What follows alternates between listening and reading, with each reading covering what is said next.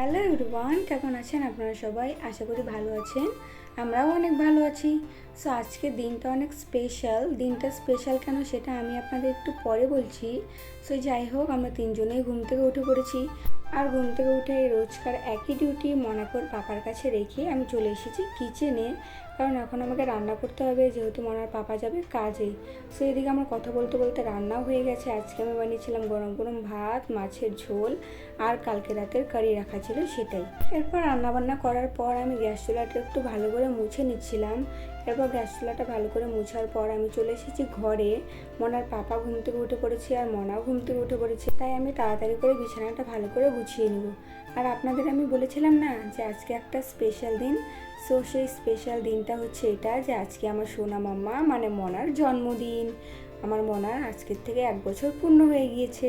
তাই আজকে সকাল থেকেই আমি অনেক খুশি। আপনারা একটু আমার মনাকে আশীর্বাদ করবেন, আমার মনা যেন মানুষের মতো মানুষ হতে পারে, ওর সব স্বপ্ন যেন আমরা পূরণ করতে পারি, ওকে যেন আমরা অনেক আগলে রাখতে পারি। সো এদিকে আমার কথা বলতে বলতে বিছানা গোছানো হয়ে গিয়েছে। এরপর কয়েকটা কালকের কাপড় অগোছালো ছিল, সেই কাপড়গুলো আমি ভালো করে গুছিয়ে নিচ্ছিলাম।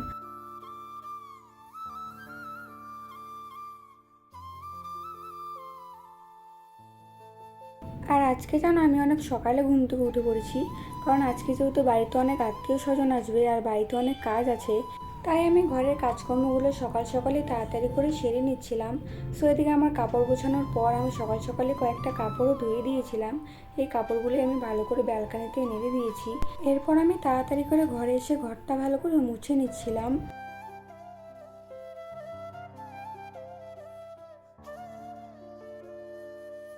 আর আমি ঘরটা মুছে বাইরে এসে দেখি মনার পাপা চিংড়ি আর কাঁচা কাঁঠাল নিয়ে এসেছে। এখন তার আবদার, সে নাকি কাঁঠাল চিংড়ি খাবে। কি আর করা যাবে, বানাতে তো হবেই। সো এদিকে আমি তাড়াতাড়ি করে চিংড়ি মাছগুলো পরিষ্কার করে নিয়েছি। এরপর নুন হলুদ দিয়ে ভালো করে মাছটা ভেজে নিয়েছি, আর এদিকে মশলার জন্য সব কিছু রেডি করে নিয়েছি। এরপর চিংড়ি মাছগুলো কড়া থেকে নামিয়ে জিরে ফোড়ন দিয়ে দিয়েছি। তারপর যে মশলাটা আমি করে রেখেছিলাম সেই মশলাটাই তেলের মধ্যে দিয়ে দিয়েছি, আর অনেকক্ষণ টাইম নিয়ে ভালো করে মশলাটা কষিয়ে নিতে হবে যতক্ষণ না পর্যন্ত তেল ছাড়ছে। সো এদিকে আমার মশলাটা কষানো হয়ে গিয়েছে। এরপর আমি যে কাঁচা কাঁঠালটা সিদ্ধ করে ভেজে রেখেছিলাম সেই কাঁচা কাঁঠালটাই মশলাটার মধ্যে দিয়ে দিলাম। তারপর পরিমাণ মতো জল দিয়ে দিয়েছি। জলটা দেওয়ার পর কিছুক্ষণ টাইম ঝোলটা ভালো করে ফুটিয়ে নিতে হবে। এরপর যে চিংড়ি মাছগুলো ভেজে রেখেছিলাম সেই চিংড়ি মাছটা ঝোলের মধ্যে দিয়ে দেবো। সো এরপর ভালো করে কিছুক্ষণ টাইম নেড়ে নিলে রেডি হয়ে যাবে কাঁঠাল চিংড়ি। আপনাদের রেসিপিটা কেমন লাগলো অবশ্যই কমেন্ট করে জানাবেন। এরপর আমি তাড়াতাড়ি করে ঘরে এসে খাবার বাড়ছিলাম, কারণ এখন আমাদের খাওয়া দাওয়া করে যেতে হবে একটু বাজারে। কারণ আজকে যেহেতু মনার জন্মদিন, তাই আমাদের যেতে হবে একটু বাজারে কেনাকাটা করতে, কারণ বাড়িতে একটা আজকে ছোটো মোটো পার্টির অ্যারেঞ্জ করেছি তাই। আর এখানে দেখো আমাদের পাশের রুমের কাকি, তার মেয়ে আমাদের মনার জন্মদিন উপলক্ষে একটা রঙ্গোলি আঁকছে। ও যতক্ষণ এখানে রঙ্গোলি আঁকছে ততক্ষণ আমি আর মনার পাপা রেডি হয়ে বেরিয়ে পড়েছি বাজারে যাওয়ার উদ্দেশ্যে।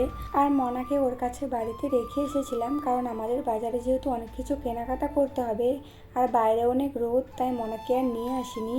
সো যাই হোক, আমরা বাজারে এসে প্রথমে এসেছিলাম একটা কেকের দোকানে। এখান থেকে আগে একটা কেক অর্ডার দিয়ে দিয়েছি। এরপর চলে এসেছি একটা মশলার দোকানে। এখান থেকে অনেক রকমের মশলা নিয়ে নিয়েছি। তারপর একটা রেশনের দোকানে এসেছিলাম, এখান থেকে তেল মশলা যা যা দরকার সব কিছু নিয়ে নিয়েছি। তারপর সব জিনিসপত্র নিয়ে চলে এসেছি বাড়িতে। আর বাড়িতে এসে দেখি এখনও ওর রঙ্গোলি আঁকা শেষ হয়নি।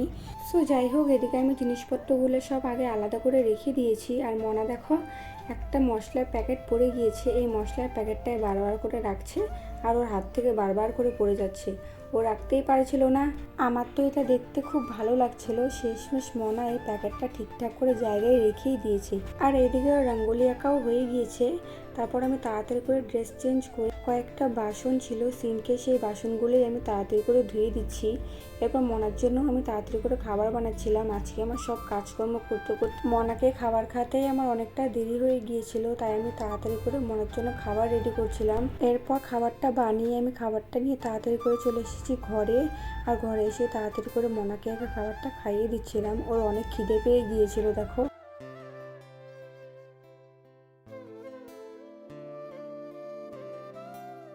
মনাকে খাবার খাওয়ানোর পর আমি তাড়াতাড়ি করে স্নান করে রেডি হয়ে গিয়েছিলাম। কারণ এখন আমাদের যেতে হবে একটু বাজারে মনার জন্য নতুন জামা কিনতে। কালকে একটা মনার জন্য নতুন জামা কিনে নিয়ে গিয়েছিলাম, কিন্তু মনার পাপা বললো আজকে ওর জন্য আরেকটা নতুন জামা কিনতে। তাই আমরা তাড়াতাড়ি করে চলে এসেছি একটা জামার দোকানে। এখান থেকে মনার জন্য একটা জামা কিনে নিয়েছি। তারপর আমাদের অনেক গরম লাগছিল, যেহেতু বাইরে প্রচণ্ড রোদ, তাই আমরা একটা দোকান থেকে ঠান্ডা ঠান্ডা ম্যাঙ্গো শেক কিনে নিয়েছি। এরপর ম্যাঙ্গো শেক খাওয়ার পর চলে এসেছি একটা জুতোর দোকানে। এখান থেকে মনার জন্য একজোড়া জুতো নিয়ে নিয়েছি।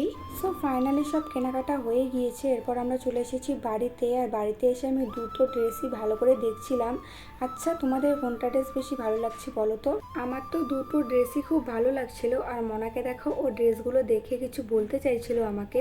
সো যাই হোক, কিছুক্ষণ টাইম পর আমাদের বাড়িতে আমার ননদ আর আমার যা এসেছিল। যেহেতু এতগুলো মানুষের রান্না আমি একা একা করতে পারবো না, তাই ওদের একটু আগে আগেই ডাকা হয়েছিল যাতে ওরা একটু এসে আমাকে সাহায্য করতে পারে। কিন্তু শেষমেশ দেখা গেল সব রান্না আমার ছোট ননদ একাই করেছিল। আমরাও সাথে সাথে সাহায্য করেছিলাম, কিন্তু পুরো রান্নাটা আমার ছোট ননদ একাই করেছিল। আর এদিকে বাচ্চারা ঘরে দেখো বেলুন ফোলাচ্ছে, আর মনা দেখো সেই বেলুনগুলো দিয়ে কেমন করে খেলা করছে। আর রান্না করতে করতে যেন একটা দুর্ঘটনাও ঘটে গিয়েছিল। ভাগ্য ভালো যে সেদিন আমাদের কিছু হয়নি, যেন গ্যাস চুলার মধ্যে একাই আগুন লেগে গিয়েছিল। আর আমরা সবাই তো দেখে একদম ভয় পেয়ে গিয়েছিলাম, হঠাৎ করে এরকম ঘটনাটা ঘটেছিল। ভগবানকে অনেক অনেক ধন্যবাদ যে আমাদের কারোরই কিছু হয়নি। সো যাই হোক, এদিকে আমাদের রান্নাবান্নাও হয়ে গিয়েছে। আর আজকে আমার মেয়ের জন্মদিনের মেনুতে ছিল জিরা রাইস, ছোলে, আর ছিল মটর পনির, স্যালাড। আর আমি এদিকে পায়েস বানাচ্ছিলাম। আর পুরিও ছিল, কিন্তু পুরিটা এখন বানানো হচ্ছে না, পুরিটা বানানো হবে খাওয়ার একটু আগে। তাহলে সবাই গরম গরম খেতে পারবে, এখন বানিয়ে রাখলে ঠান্ডা হয়ে যাবে। সো যাই হোক, এদিকে আমি ঘরে এসে দেখি মনার জেঠি আর মনার পিসা এদিকে ঘরটাকে ভালো করে একটু বেলুন দিয়ে সাজাচ্ছে। তাই আমি তাড়াতাড়ি করে মনাকেও রেডি করিয়ে দিয়েছি। আর মনাকে আমি আজকে এই ড্রেসটা পরিয়েছি। আমার মনাকে কেমন লাগছে অবশ্যই কমেন্ট করে জানাবেন। আর মনা দেখো গান শুনে কি সুন্দর ডান্স করছে।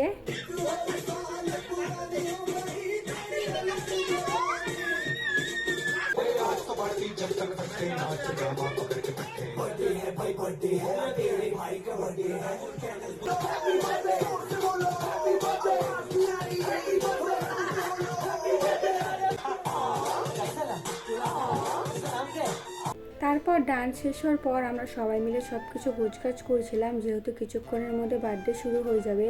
আর দেখো মনার জন্য কি সুন্দর প্রিন্সেস কেক নিয়ে এসেছিল মনার পাপা। আমার তো কেকটা খুব ভালো লেগেছিল দেখতে। তারপর সবাই ঘরে চলে এসেছিল, যেহেতু এখন কেক কাটিং শুরু হয়ে যাবে। আর আজকে আমাদের বাড়িতে সত্যি বলতে অনেকেই এসেছিল, আমার তো খুব ভালো লেগেছিল। এরপর কেক কাটিং শুরু হয়ে গিয়েছিল।